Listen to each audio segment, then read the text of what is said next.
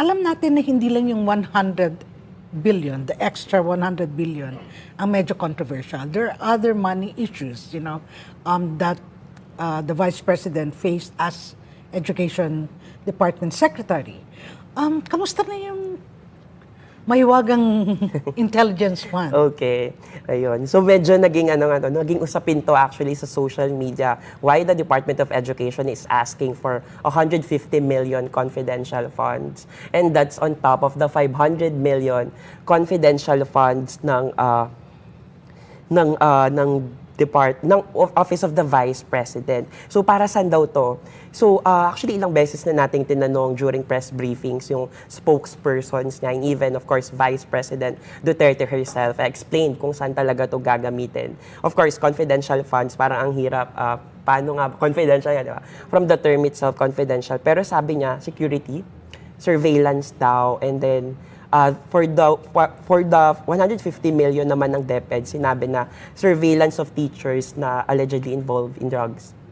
So, may mga ganon. And then, aside from that, di ba, naging malaking usapin din yung mga estudyante na naaabuso sexually. So, they would use the funds now to make schools a safe space, again, para sa mga estudyante. So, ito yung mga broad na sagot ng Office of the Vice President at ng Department of Education kung saan nila gagamitin itong confidential funds.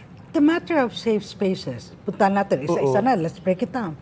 The matter of safe spaces, is this a issue of a lack of confidence or an issue of non-implementation of, as the Vice President says, laws that are already there? And shouldn't that be an above-board, transparent implementation of policies instead of confidential proceedings? Parang ganun. I mean, of course, we know that minors, when they do come in and complain, those proceedings should be confidential. But that's different from saying you need confidential funds for this. Di ba? Magkaiba yun eh. Ganon. And drugs.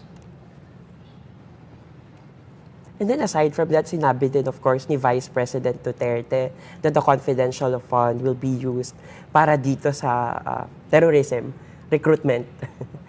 So yeah, okay.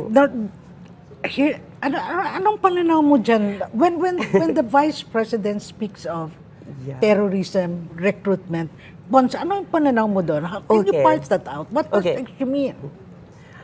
I think what the Vice President failed to realize is that we're talking about basic education students here. So how do you recruit? I mean, paano nagkakaroon ng recruitment dito sa terrorism among the basic education students, 7 years old, 8 years old, 10 years old, diba?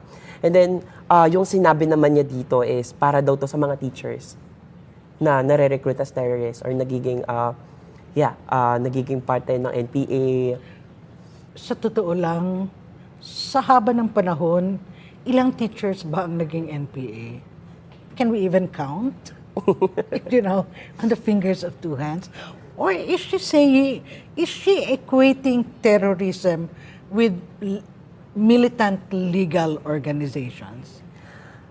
I think parang dito ngayon, sa konteksto natin ngayon, parang doon papunta. Parang kapag naging rebelde ka or naging aktivista ka, you're part of, di ba? Parang may ganun kasing notion ngayon eh. So I think ganun din yung nangyayari.